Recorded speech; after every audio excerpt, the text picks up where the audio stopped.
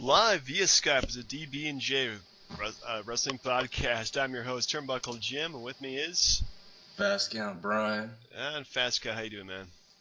I'm good. I'd like to do a quick, condolence for my almost favorite outfielder, Oscar Taveras. Yes, very sad, man. I'm sorry that your team lost. Yeah, but I mean, fast car, slick road. I mean, it's a recipe for disaster. It really is. Speaking of that, Survivor Series now, I'm kidding. Too soon, man. Too soon. But it is your player for your team, so. Yeah, it wasn't the best sports weekend. We'll just put it that way. Yeah, it was good for the Redskins. Say that. Yeah, congratulations. Hey, by the way, real quickly, have they said anything about Colt McCoy being better than RG3 now? No. The discussion is when's RG3 coming back. So Colt McCoy probably not a permanent solution. He played pretty well though. Yeah. Yeah.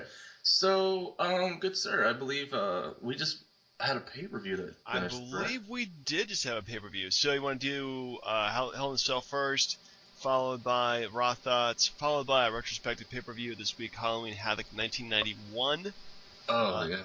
And then finally our top 5 lists. Yeah, I think that's probably the best way to go, considering that's like the big thing that we just came off of. Yeah.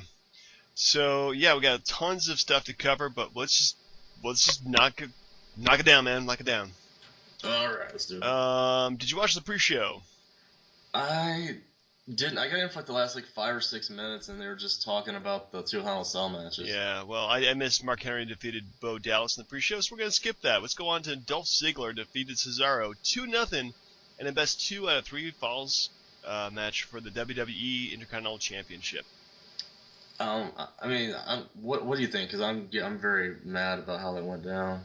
I'm not mad, but I'm just kind of perplexed. They're not really pushing Cesaro. I'm liking the fact that they're pushing Ziggler, and he's looking freaking amazing these days. But Cesaro, I don't know what they're doing with him. It's bizarre. Yeah, it's like they built him up for a while. The fact that he was super strong, and he did his finishing move on Kali, and he did the little, tilt-a-whirl or whatever, like 20, 30 times on Seth Rollins or something. But they push him, and then they just squash him. I don't get it. It's bizarre. Like this and the next Monday night, I don't know what they're doing. The match itself was fantastic, but you're so used to those matches going to 3 falls that it's just surprising that they let Ziggler get over like that. Yeah. Well, anyway, that was actually announced after we did our predictions, so no points to either one of us for that. Dang. Though I would have totally picked Ziggler. I thought it would. Well, of course, but I thought it would go on the pre-show. To be honest. Yeah, go figure. Yeah. All right. So next up we have Nikki Bella defeated Brie Bella in a surprisingly pretty good match. I was actually kind of impressed. I don't care at all. It's hard. I mean, the stipulation about being the servant or assistant for 30 days, yeah, that stipulation alone, you knew who was going to win beforehand. And I mean, yeah, the match was surprisingly good, but are they going to give Brie Bella a freaking win or what? I don't think so, not for a while. So anyway, since we both picked Nikki to win, that's 1 point to each of us. Yeah, real quick, I know they're twins, but obviously, to me, I just think Nikki looks better than Brie. That's just yeah, I would agree with that. There's really no argument there. She's got bigger boobs, and she does wear skankier clothing, so yeah, definitely Nikki.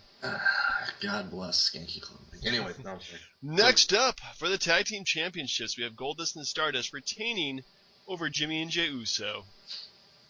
I mean, it was a pretty decent match. I mean, I think the whole Cosmic Key thing is freaking insane, but I'll tell you, they're starting to win me over just because I'm starting to believe Cody Rhodes is believing in his gimmick, so it's actually, making me like the guy now. Yeah, he's freaking owning his gimmick, so I have no problems with that at all. Anybody who plays out their gimmick as hard as they can definitely gets an A in my book.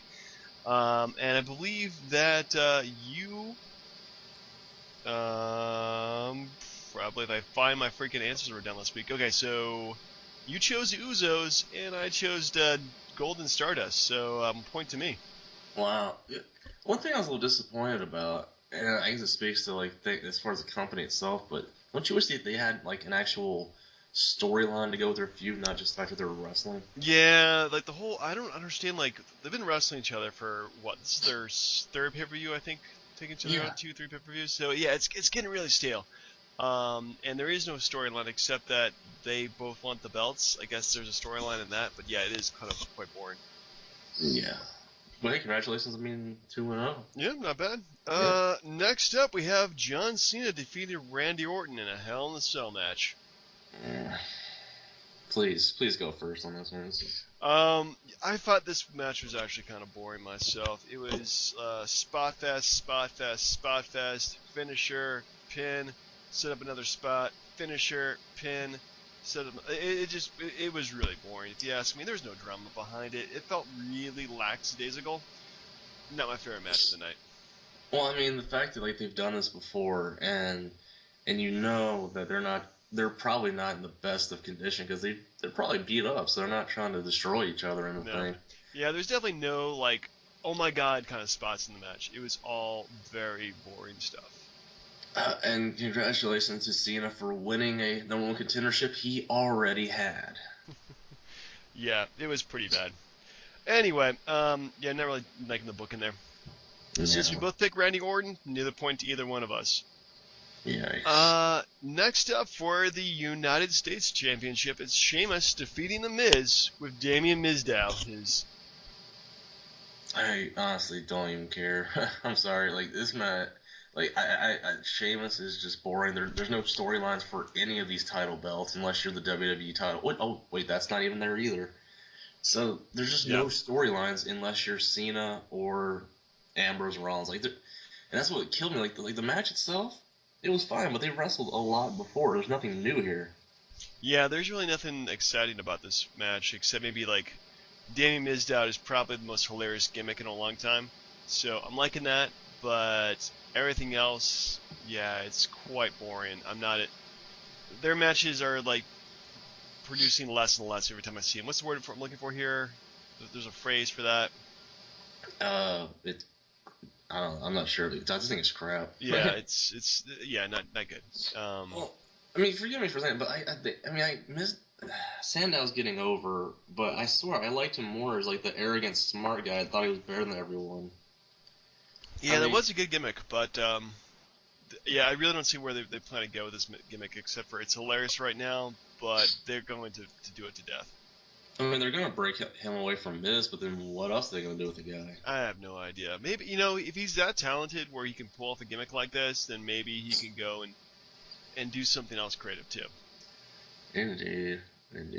Yeah. So next up we have Rusev with Lana defeating the Big Show via submission through the Accolade. Did you see Big Show tap out? I didn't. No, I didn't see him either. He just kind of passed out, kind of. Oh, the swagger finish. Yeah. Okay. I mean, where? And we keep saying to Rusev, like, where's this going? But that's the thing. Like, the match itself was, I mean, not a whole lot to brag about, but these guys are doing a lot to put Rusev over, and he's starting to become like believable because he's beating all these big guys. Yeah, unless they put him in the main event scene anytime soon, like, I really don't see where they plan to progress them. He's gonna probably have like a winning streak for another 6 months, maybe to WrestleMania. Somebody beats him at WrestleMania, and then all of a sudden he's going to be just another guy. So, well, I mean, could you see him winning the Rumble? If we had a face champion, yeah, I could see him win the Rumble, but that's not exactly something that's guaranteed, I think. Yeah. I mean, I got my thought on what they're gonna do with him next, but it's kind of spoil the Raw stuff. So. Yeah. So anyway, so you chose Rusev, smart. I chose the Big Show, dumb. So point to you and no points to me. Hooray! All right, with 2 matches left, we are actually evenly tied. How about that? That won't last. Nope, no one. Actually, you know what? I'm not even counting that because I forgot Sheamus. I chose, and you chose The Miz. So point to me for that. I wish there was like a option C for like Switzerland because like neutral. Yeah. Go with the unaligned powers here. Yikes. So next up, we have AJ Lee, the Divas champion, defeated Paige via submission. Yeah, I'm again like they didn't really add a whole lot to the match. Like I'm always a fan of seeing them. They look fantastic, but I mean, and they're the best wrestlers on the roster. They do look good. I didn't think the match was that bad, but the whole thing with Paige and Alicia Fox is clearly setting up the fact that they're both going to be on the next season of Total Divas. Yep, not looking well. Actually, if Paige is on it, now it's getting a little more tempting to watch. I don't know, but what are they gonna do with her? Like, I don't know what her personal life is like, but you know what? I would not be, on that show with her. And now I feel it really creepy now. oh, I mean, as long as like they show her like continually trying to like get into a tanning bed and like they just say stuff. Burst into flame. Yeah, pretty much. Yeah. Anyway, so next up we have our main event. Thank goodness they put this on last. Oh wait, who do we pick for the Divas match? Oh, well, we both picked AJ Lee, so point to us. Yay. Where was I? You got me all distracted, man. Sorry, I'm making sure I was coming on. Yeah, that's fine. We're at Seth Rollins. Seth Rollins defeated Dean Ambrose in a Hell in a Cell match to end the night after Bray Wyatt interfered. Yeah. Tell me if you saw any of this, but basically, I thought a lot of it was, I don't know if like an homage or even like, then the best word for it, but I thought they were just trying to like go back to the Mankind Undertaker match. Yeah, I could see a little bit of that. Not too much, but I mean the spot where they both fell off the cage into the tables, that was very much like Mankind, even though he fell off the top of the freaking cage, which is just suicidal these days. But yeah, I mean I think that's what they're trying to go for, but don't forget the part where they were being stretchered out and then they came back. Yeah, that was very much from Mankind Taker. Yeah, I mean, as far as the match goes, like, I'm pissed off. Like, their best match was SummerSlam. Oh yeah, the lumberjack match. Like, well, actually, I think the day after SummerSlam, they wrestled on Raw. I think that was their best match. What, the Falls Count Anywhere? Falls Count Anywhere, where Seth Rollins hits him with the cinder blocks. That was their best match. Well, I mean, the point is, like, you would think this is the blow off for the feud, but now you're not so sure because of how it ended. And I know that they wanted Seth Rollins to get the win, but like, can't they just have a clean finish? I don't think that it would hurt Dean Ambrose any. I don't. No, I don't think it would hurt him to win, but I mean, Seth Rollins really needs to be protected because he is Mr. Money in the Bank now. Yeah. And even though he did lose to Roman Reigns, which is kind of dumb, I think that was a bad decision on their part. But they really need to protect him. I really feel that next year, when they finally get the belt back on television, put on Lesnar is such a dumb idea. I feel that, they're going to... I really feel that Seth Rollins, Dean Ambrose, and Roman Reigns are all going to be champion at some point next year. See what I'd like to see happen is, like, Cena beats Lesnar, and there's so many different ideas.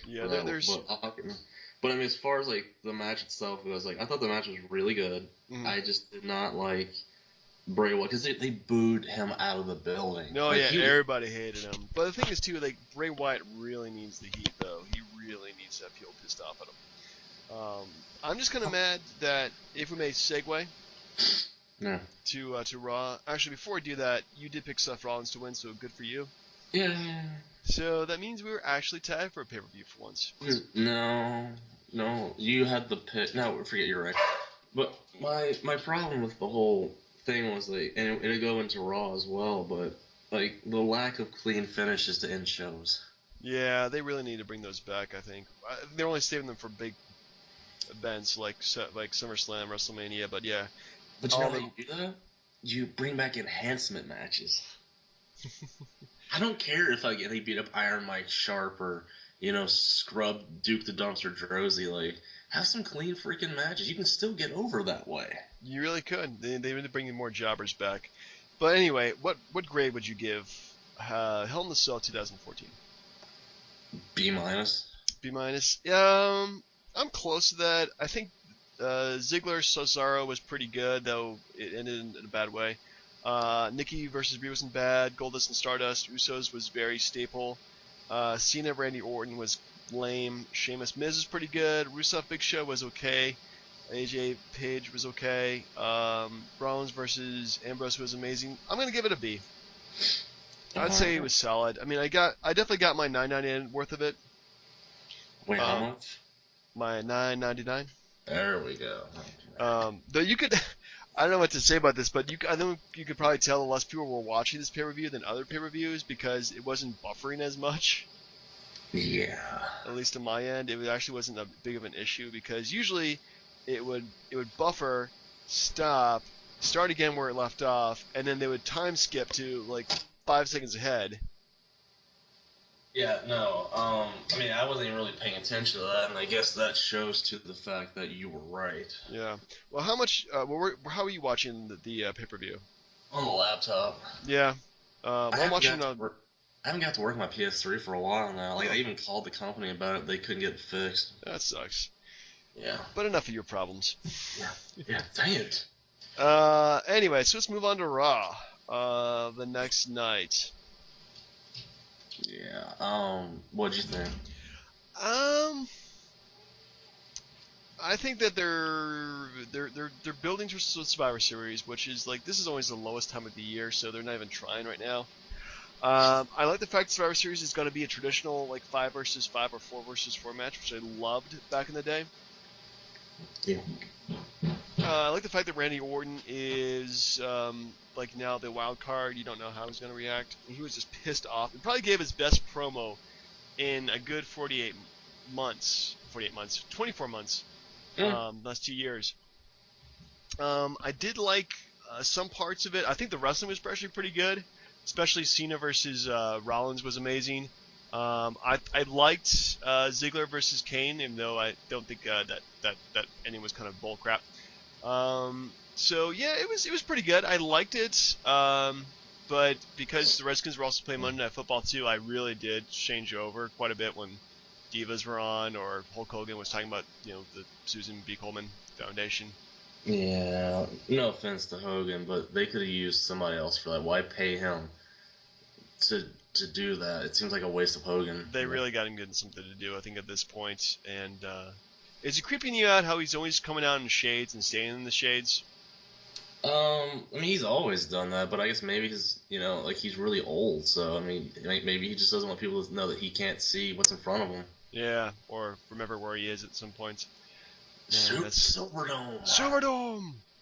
Robert. Oh man. Yeah, that's. Okay, let's see. So, the Henry turn on Big Show was that was just awful to watch. Like, well, you didn't tag me right. You didn't tag me right. Stop it. Mark Henry is probably the worst performer since I've been watching wrestling since 1996. Ooh, that's actually a good top 5 list at some point. What, the worst performers? Oh god, yeah. I think we already have our next top 5 list in that case. Let me ask you a question then. Yeah. Because I know, and it looks like obviously that Survivor Series is not gonna have Brock Lesnar again. Yeah. So 2 straight pay-per-views without the champ. I think that it sucks, but at the same time, they're actually building up the rest of the roster. Do you agree with that? Like, do you think like when Lesnar comes back, the roster's gonna be in a better position or not? Well, if they're not showing the belt on TV every month, pretty much at this point, yeah, I definitely feel that they are building up the cards to be something more competitive. Because if they put anybody in the ring with Lesnar, they're gonna get killed. Let's just face it, they're just going to get slammed. But yeah, like, come January, there's going to be a lot of talent they'll have to push towards the main event. They'll have Daniel Bryan back, hopefully. Crossing my fingers. Roman Reigns is coming back. Dean Ambrose and Seth Rollins are definitely have gotten that main event push. And it's glad that they can be in the main event without having the belt on the line. Because they've built this feud up to be so big, and they've proven they can work this feud that good. So yeah, I definitely feel that they're building up a lot of the card, not all of it, but yeah, a lot of it's been built up. Well, the thing is, like, they're building up enough to where you could see five, six, seven people being in like the final four of the Royal Rumble, and you could honestly see any of them winning. Oh, easily, yeah. Yeah. I mean, as far as Raw, one problem that I have that has just been building up for a while is I'm tired of Triple H and Stephanie. Like, it's okay if they come out at the beginning of the show or they come out at some point toward the end, fine. But they just take up so much airtime. They keep coming out multiple times. I'm tired of seeing their faces. That's just me. Like, I'm just tired of seeing Triple H. I don't know what you think, but Um, if they show up like once or twice, I'm okay with that. Yeah, I'm the same way. If they show up like 5 or 6 times during the show, yeah, it definitely takes away. I really think the authority angle has really got to either evolve or just go away and replace it with something else. Because it feels like really like the corporation from 1998 to 99, and then DX Corporation from 2000. Anyway, but yeah, this feels really, really like been done to death. Like they need to have new top heels, I think. see the time that they use for these in-ring set, like for Cena coming out to talk, and then Stephanie and Triple H coming out again, or like Rollins coming out. You do backstage segments, cut the time, and use the rest of the time to actually give the mid-card guys freaking personalities and storylines. Yeah, it's true. A lot of the personalities have been. I don't know. A lot of these guys don't really have too much of a personality. Now, it's being built up through the failed attempt to get Cena to the Authority, which, who knows? I think it'll end up happening. Not now, but soon. But I mean, as far as Survivor Series goes, do you see Orton being the last member of Team Cena? Ooh, yeah, I could really see that. Or I could see that both of them will be courting Randy Orton to be on their team, and then the pay-per-view he reveals his true colors, and or he's part of Team Authority and turns face and turns on them. We'll have to see. But I'm liking the fact they're giving Randy Orton a bit of a face push, and unfortunately, Willie kind of depletes the Authority of talent. They might get a chance to put somebody else back in there, so we'll have to see. I thought he came off looking like a whiner, though, blaming the curb stomp as the reason that he lost to Cena in the cage. I believe he was being sarcastic. I don't know. I mean, perhaps. I mean, but he says a lot of stuff before, so I thought he was just being a whiner. But Yeah, I thought once he RKO'd Rollins, like that was it for him being in the Authority. I could be wrong, but they didn't publicly fire him, of course. maybe, or maybe they'll try to get him to work it out. Anyway, what would you give Raw in terms of a grade? um, I mean, from the stuff I saw, I'd give it a B minus C plus. Hmm. I'm gonna stay with B. Um, I think that there's a lot of stuff in the show that I thought was kind of mediocre, but the good stuff kind of outweighed it. Um, I think it's been like not as good as it's ever been before. Well, not as good as it could be, but it's not as bad as it could be too. So kind of a 50-50 at this point. Now, did you see Ryback's return? Because they cut that out of Hulu. They did, and the crowd was really into him, which is good.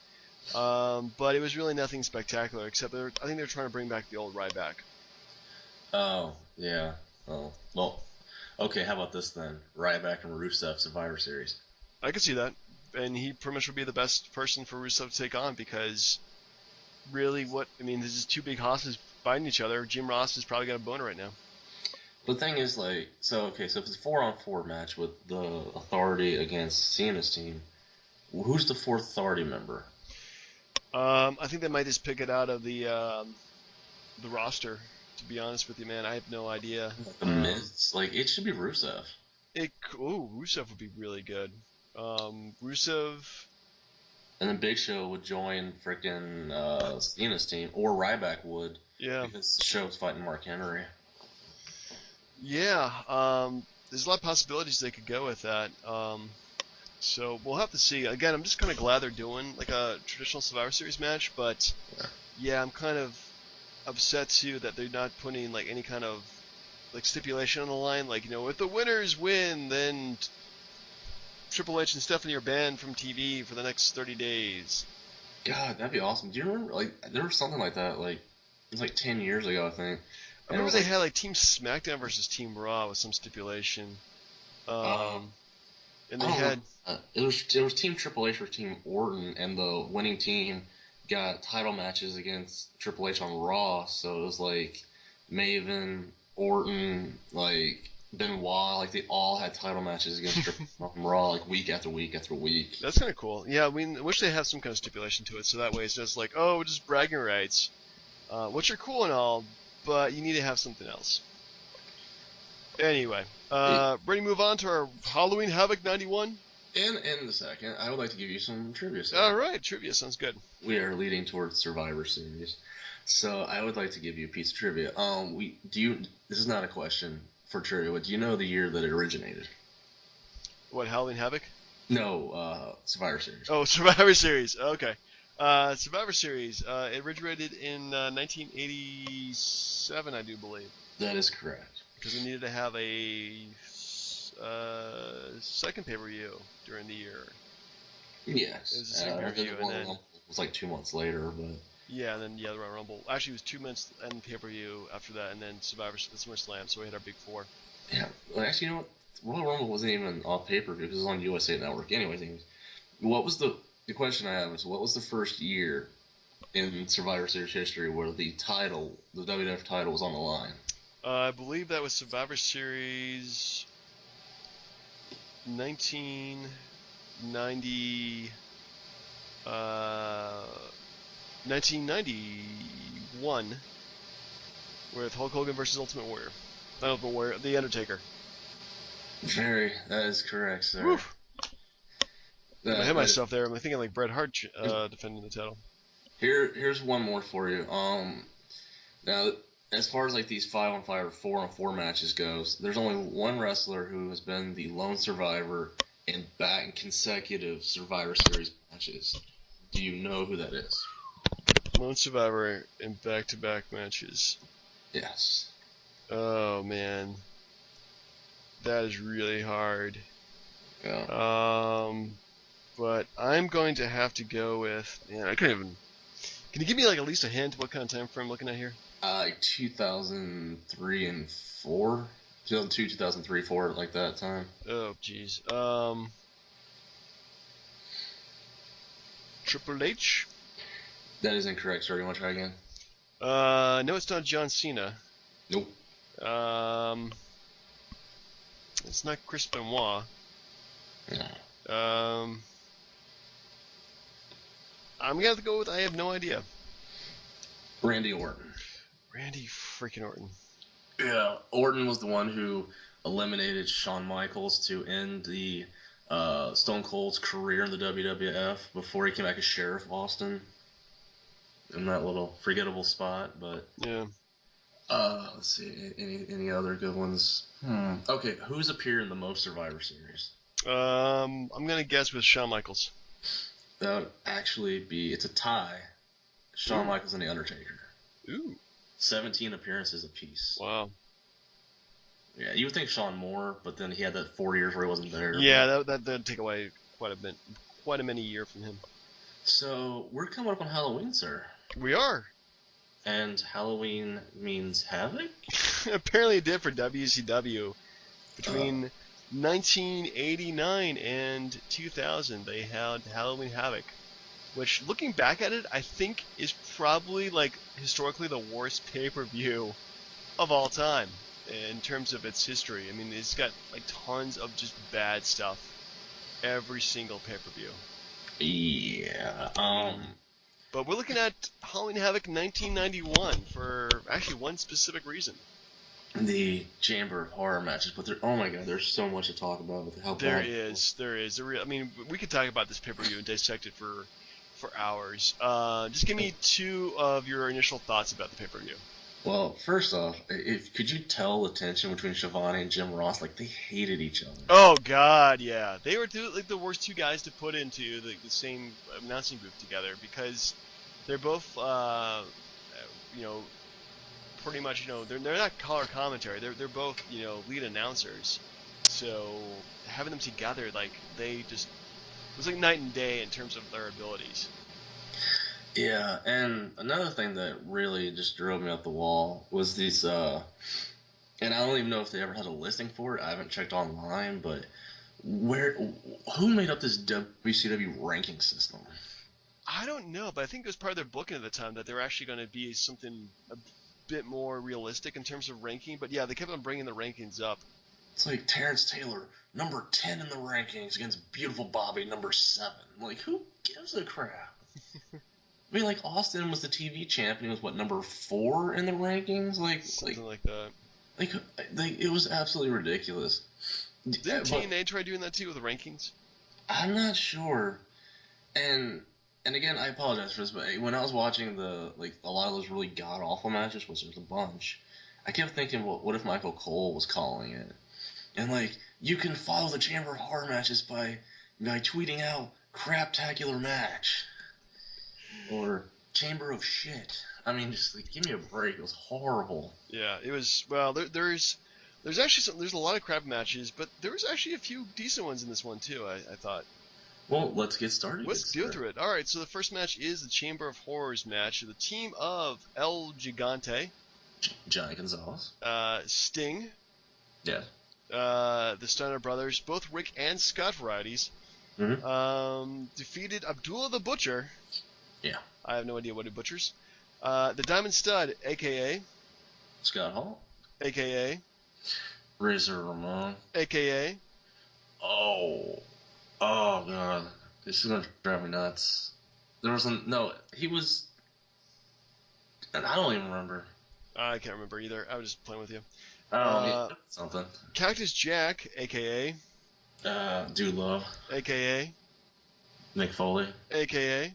Mankind. I think that's all his personalities I have.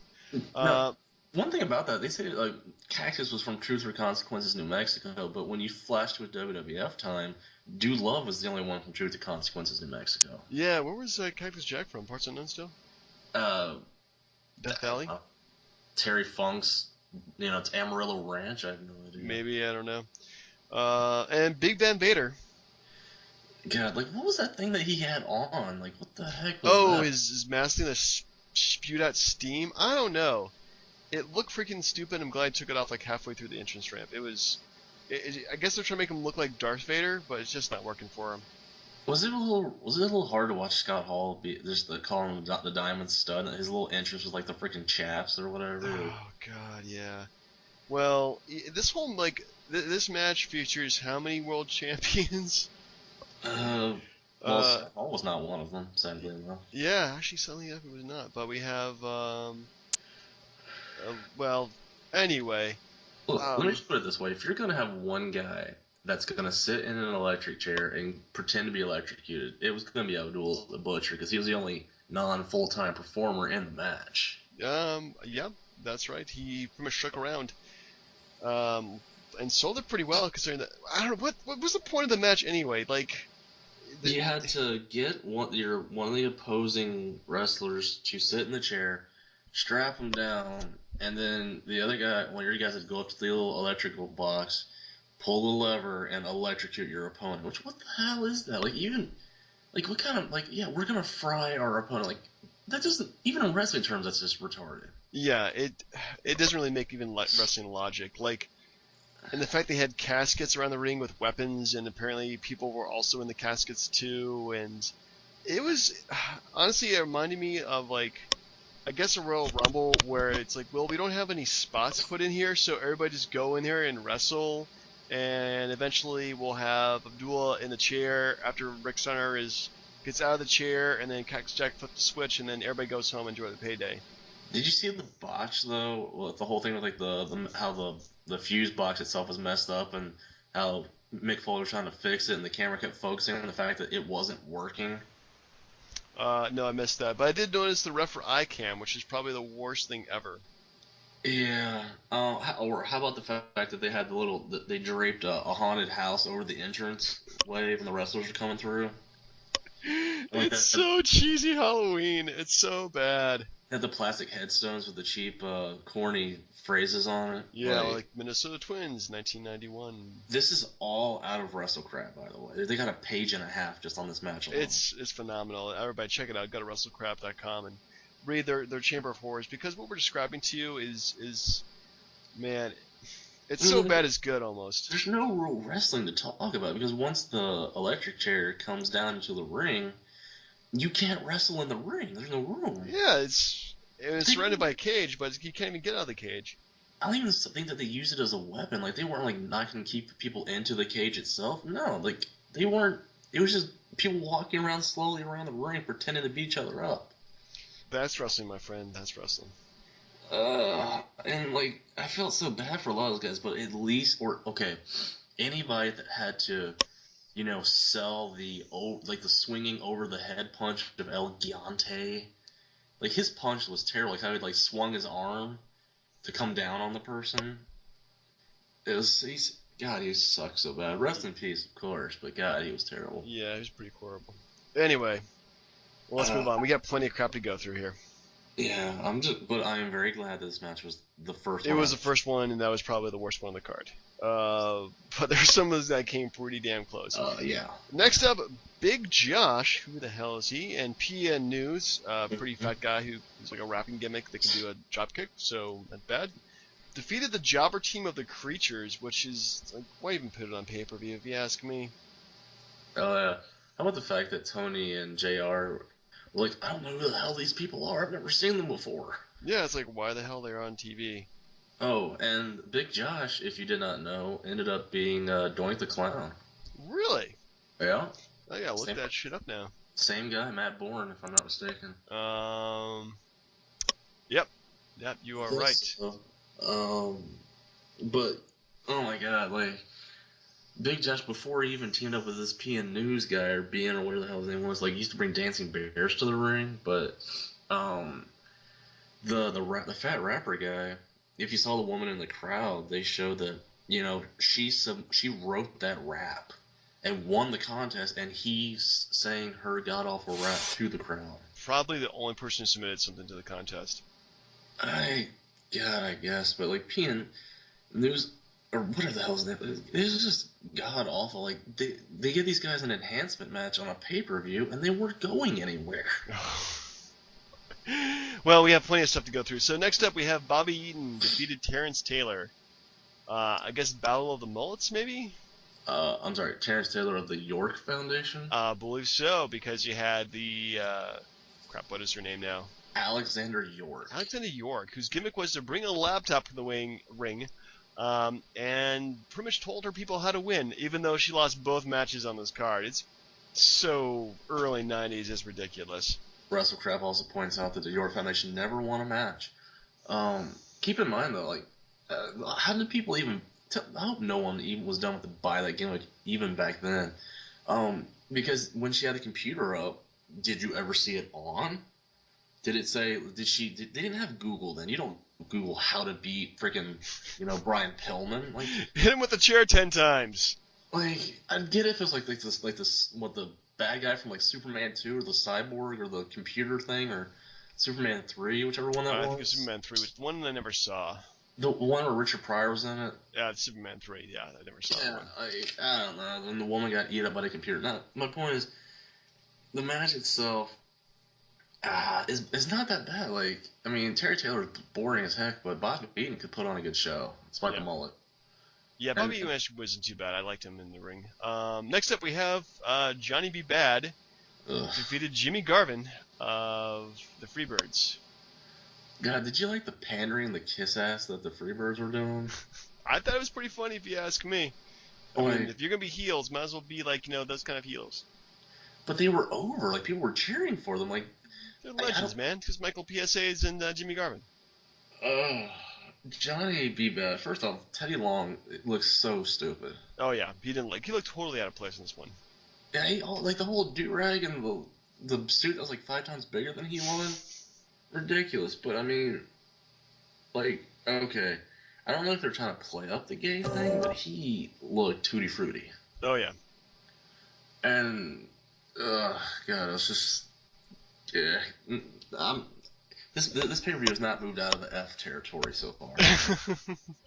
All right, it's about to. Next up, we have World Television Champion Steve Austin, stunning Steve Austin, probably, fought Dustin Rhodes to a time limit draw, 15 minutes. Yeah. Wait, did we skip some stuff? No. I thought we did. Anyway, No, we got plenty of crap to go through. Oh, thank God. I hate it. But no, like, yeah, it was definitely a really good match. I mean, two guys that would honestly go on to better things. It's crazy how Goldust is still wrestling today. Yeah. This is like 20. Oh my goodness, 23 years ago, and he's still going strong. So. Yeah, but he's only 44 right now. Like he's younger than Triple H. Damn. Next up, we have the Billy Kazmaier defeated Oz. Yeah, moving on. Van Hammer defeated Doug Summers. Moving on. Next up, we have Brian Pillman defeated Richard Morton, to become the first WCW Light Heavyweight Champion. Yeah, not a surprise because the whole York Foundation, lack of success. But, and my God, did they not hammer home the football background every time Brian Pillman wrestled a match? All right. So our next match at this card is WCW Phantom, aka. Oh, you're gonna have to give me on that one. I completely fell asleep during that part. Oh yeah, it was Rick Rude. It was very obviously Rick Rude. Defeated Tom Zenk, which we'll just forget about this match. I don't know why they even put this match in the card. The Z-Man. The Z-Man, Tom Zenk. Hey. This is Tom Zenk in the morning. It's the Z-Man, telling you people to stay all right. Coming back at you with never gonna give you up. Oh man, I just do that all day. Anyway, next up we have the Enforcers, Arn Anderson and Larry Zbyszko, defeated the Patriots of Tom Champion and Firebreaker Chip to retain the WCW World Tag Team Champions. God awful. I mean, no offense, but Tom Champion, who the hell's Tom Champion? He was a USA Tag Champion, so yeah. I was wondering why they both had tag belts like that, but yeah. Zbyszko looked like a badass, man. Yeah, they both look pretty awesome, actually, I gotta admit. Call them the Enforcers, man. That's a tag team you do not want to F with. Seriously, just don't even touch them. It made me really question how much of a wuss Zbyszko looked like during the Nitro days. Yeah, he definitely didn't look as awesome as he did there.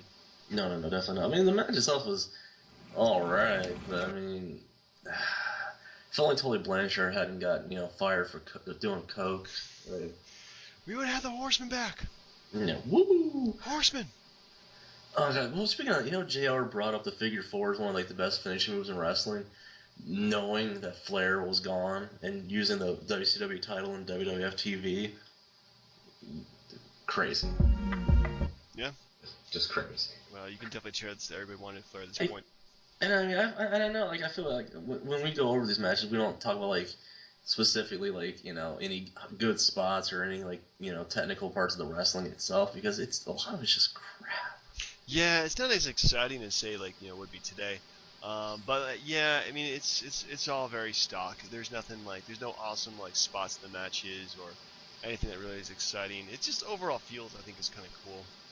Yeah. For the matches that are good. I mean matches that are good in this, Bobby Eaton versus Terrence Taylor, I thought was pretty cool. Mm-hmm. The Johnny B. Bad versus Jimmy Garvin, didn't have a problem with it. Brian Pillman and Richard Morton, I'm gonna call him Ricky Morton. Richard Morton, I thought was pretty decent. Was it Richard Morton, Terrence Taylor? Well, let's just call them douchebags. Yeah, they pretty much are. But then we have our main event, which is the champion Lex Luger defeated Ron Simmons in a 2 out of 3 falls match. They kept trying to build up Simmons and his college background and everything, but they were pushing Luger so freaking hard, and I didn't like it at all. Luger's just stiff, and so is Simmons. I thought the match was just kind of a big, not say a botch fest, but Luger had a bunch of issues. I don't think their styles were. It's like a Big Show Mark Henry kind of thing. Well, I think more to your point, I think that both these guys had a very striking power move, strike power move kind of feel to them. Yeah. They didn't do a great job in terms of wrestling, but in terms of two guys beating the crap out of each other for almost 20 minutes, I think they did a pretty good job. I think this is actually a pretty well done match, and the fact they had Ron Simmons had Dusty Rhodes in his corner, Lex Luger had Harley Race. There's some drama behind that too, and they got at it as well. So overall, I like this match. I think I'm not a big Ron Simmons fan. I'm not a big Lex Luger fan. In fact, I think both of these guys kind of suck in the ring. But these two together, I thought was pretty good.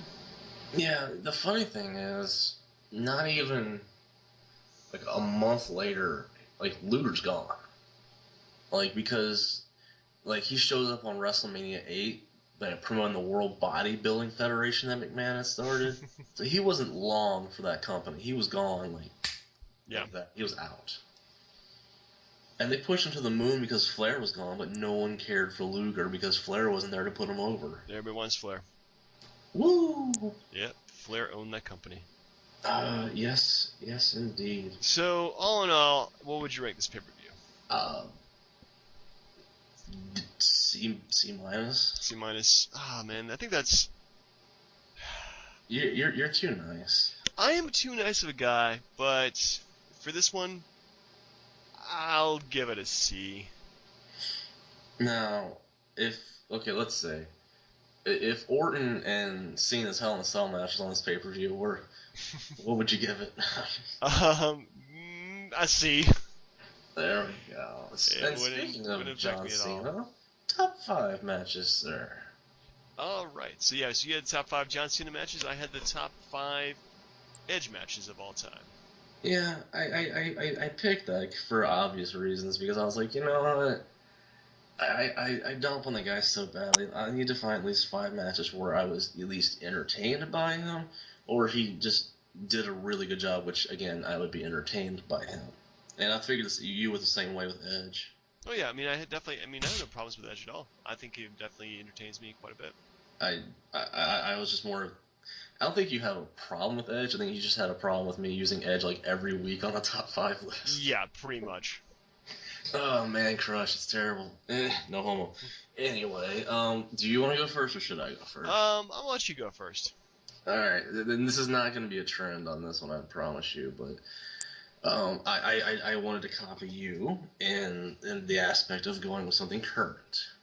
So number 5 is Cena and Lesnar SummerSlam. I told you not a trend, but I mean 99% of everything he does is the same stuff. You know, like he'll get beat up, do his little comeback, do his like 5 moves of doom or 3 moves of doom, whatever it is, and get the win. Like I would use his Bray Wyatt stuff, but that feud was all hokey to me.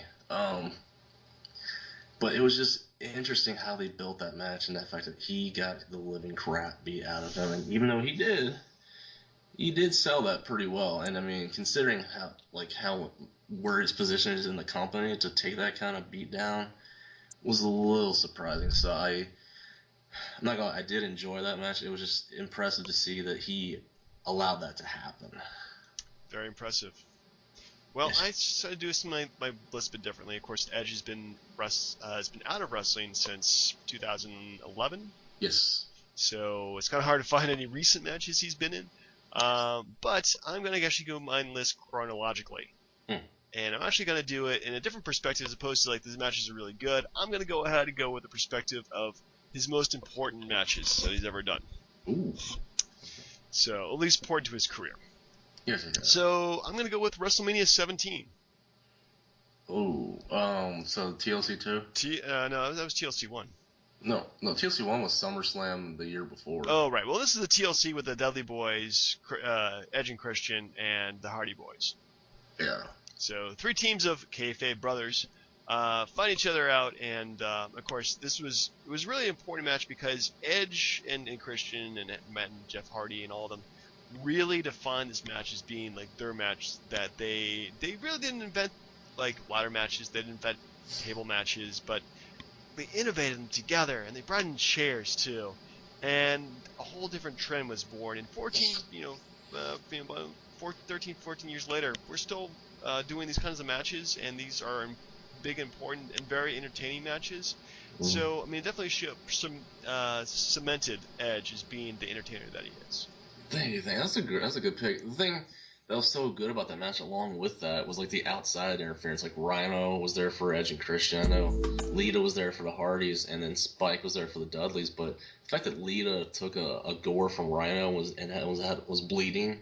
Like she had blood coming out of her freaking mouth. Like those some heart, and that Edge spear on Jeff Hardy from the ladder, knocking him off the belt. It's brutal stuff, man. It is definitely not one for the weak hearted, I'll tell you that.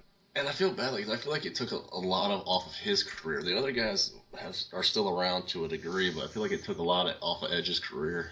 Yeah, Well, I mean, I think it, yeah. Yeah. So number 4, sir. I I went with a bit of a historical one myself. I went with WrestleMania 21 and beating JBL. Ooh. I mean, the match was like 6-7 minutes. It was nothing to brag about. I still don't think he was necessarily ready because he couldn't have long matches with anybody. But I mean, just the fact that like that was where the 15 times began, and it signaled like the change in the company and that they were going to push him that point forward, despite what the fans thought of the guy. The match itself really wasn't much to talk about. Again, it was quick. Like the AA came out of nowhere and he just jumps in the crowd with the belt and just goes nuts. But as far as like the match, it was entertaining. But I just think that it was important because it was the launch of his career. I mean, the stuff beforehand was fine, but that was where he took it to the next level. Oh, absolutely. Yeah. All right. Well, speaking of taking it to the next level, Mm-hmm. my next match, I'm gonna go with Edge versus Angle for hair versus hair. Ooh, Judgment Day. 2002, I believe. Yes. So this is important because it was really Edge's first big victory as a singles wrestler over a guy who had held the belts. So it wasn't just him beating up some guy for the Intercontinental title. It was actually him beating him in an important match too, because Edge without hair, it's just not the same. I mean, you see how he looks today? He doesn't look too bad. He looks pretty clean cut. Yeah. But I mean, if he had shaved his head like say an Angle did, and then Angle kept his hair shaved, which is kind of weird. Anyway, but this is like his first big match with something big on the line, and then he ends up beating Kurt Angle. So important milestone in his career. Yeah, I agree. It was weird because you thought like, why is Angle fighting this guy? But you obviously saw how it went from there. It's a shame Edge got hurt. I mean, you hear that a lot, but he got hurt like a little bit after that. But man, that's a good choice, sir. Thank you. That's very, very, very, very impressive. Okay, so for number 3, I went with some Doctor Thugonomics stuff. I went with it was 2003. SmackDown, and it was like a parking lot brawl with Eddie Guerrero. If you have not seen it, it is on the network for was it $7.50 or something? I think it's actually $12.69 or something like that. Well, let's compromise. $9.99 sounds like a good number. $9.99. I'll go with that. Yeah, that sounds alright. But like they put all these cars like around them. They had like all the guys hang out in the cars and. Like, they were just throwing each other onto the cars, like, smashing through windshields, slamming car doors, like, slams on top of the cars, the honking the horns, anything and everything possible, beating each other up inside the car. I mean, like, and then Guerrero does a frog splash, like, from the top of the car onto Cena on the hood. Like, really freaking good match. Like, Cena was, like, the annoying, like, punk. I don't think he started the rap stuff. I mean, he did, but it wasn't. Like, he wasn't really over. Like, people just, like, hated his Vanilla Ice thing going on, and he and Guerrero delivered a pretty good match. I remember, well, actually, I don't think I've ever seen the match before. I guess I remember because I've never seen it. But, yes. Go to the network. It is worth a watch. I do pay my $9.98, I think. Is that close? $10 even. You're right. Alright, well, if you gotta forgive me for these next 3 matches, because they're all WrestleManias. Oh, okay. But his best stuff is always at the biggest show in the company. So, yeah. 3 and 2 are kind of toss-ups. They can be in either one, but I'm going to go with number 3, being Edge versus Mick Foley. Yeah, that was good. Very good. WrestleMania 22. No hardcore match in every sense of the term. There is every single element of hardcore wrestling in there. There is a barbed wire baseball bat. Mick Foley himself wraps himself in barbed wire to take a spear, cutting Edge. Edge bleeds like a goat. Lita bleeds like a goat. Do goats bleed? Unless they're some kind of being that I'm not aware of. Okay. And of course Mick Foley bleeds like a stuck pig. So it's a bloody, terrible, destructive match, and you just see Edge being completely out of his element, but also still own it at the same time, and eventually, the spear through the flaming table at the end to win the match. Yeah, no, You that gotta was admit, he is pretty hardcore after that. he needed that too because of how he was like he only had the title for 3 weeks before he gave it back to Cena. Like he needed a really good WrestleMania match to keep his momentum going, and that Mick Foley definitely gave him that. Oh yeah. Oh, all right, that is a good choice there. I'm also doing the same bit with John Cena, except for I'm picking the first Rock match. Ooh. Mainly because these guys legitimately hated each other. I don't know if it's hate now. I mean, past or present tense, whatever. They hated each other, and it made the feud so much better. Yeah, he lost the match, and then of course got the win the next year for the title. But like for the match that it was, Cena did a pretty good job in helping The Rock, who hadn't been in the ring for like 7, 8 years at the time, something like that. They had a way better match than I thought they had any right to have. Sort of like Hogan and Warrior from WrestleMania. Like you didn't expect it, but the match was better than the expectations, I thought. So I thought they did a really good job on that one. Well, I should probably check that out sometime. Indeed. Yeah, I'm actually kind of surprised I haven't watched it before. All right, so my next number 2 is Edge versus Undertaker, WrestleMania 24. Boo. No, I'm just kidding. Well, okay, this is Edge and Undertaker, number 1. They're closing out the show. Number 2 is for the world title. Number 3, of course, Undertaker undefeated at WrestleMania. And number 4, Undertaker had never beaten Edge before either. Right. Which I think is actually kind of a cool statistic. So there's a lot of stuff at play, lots of drama. It's actually it's a great match because, well, it's Edge, main eventing WrestleMania, which I don't think he ever goes back and does, in the last match either. No. But it's him in the biggest show, and also the fact that the belt's on the line, of course, and all these different factors, and the fact that he's countering every single thing that Undertaker has and throws at him, it works into be such a perfect match. Yeah. I mean, honestly, I'm a little biased. I don't like matches where he loses, but in WrestleMania, that happens quite often for him. Yeah. But it was really like that was like his hottest period because like he'd just come back, like the whole thing with Batista, Undertaker, and Edge, and the whole Vicky Guerrero thing. Like he was on fire like at that point. So yeah, they delivered the best match they could, and they deserved the main event. My God, they did. So we have number 1. We're at number 1. That's a terrible drum roll. I went with his match with Shawn Michaels. It was 2007. It was on Raw. It's like the 60-minute Iron Man match. Way better than it had any right to be. Mainly, honestly, just from my opinion, that Shawn Michaels carried him through an hour. I mean, that's insane. That's crazy. Their WrestleMania match was good. But I think it was like Cena Michael 3 or something, or Cena Michael 2, or they just kept building it up like sequels or something terrible. But like it was really, really, really good. And I mean, everyone knew that Michaels wasn't gonna win, but he kept giving me that glimpse of hope, like he would. Like they went back and forth with like their little spots and everything. And I'm not a big HBK, definitely not a big Cena fan, but together they had really, really good matches, and that I think. He's had other stuff. Might have had better stuff like with Orton maybe during their hot period, but I still think his match with HBK is like the best match he's ever had. Ooh, definitely a good choice. Outside of match. All right, well I'm gonna go with number 1. His last WrestleMania match, Alberto Del Rio. Yeah, that's good. That's a good choice. Well, it was WrestleMania 27. He comes in again as world champion, 2011. Ends up retaining his title, beating the crap out of Del Rio and his car. And then suddenly retires afterwards. So I think it's great because he ends his career on such a high note. Yeah. I mean, in a way that, most people can't say that their careers ended that way. I mean, granted, it's because of injury, but it is better to burn out than fade away. Thank you, Def Leppard. Rock of Ages. Yeah. Definitely.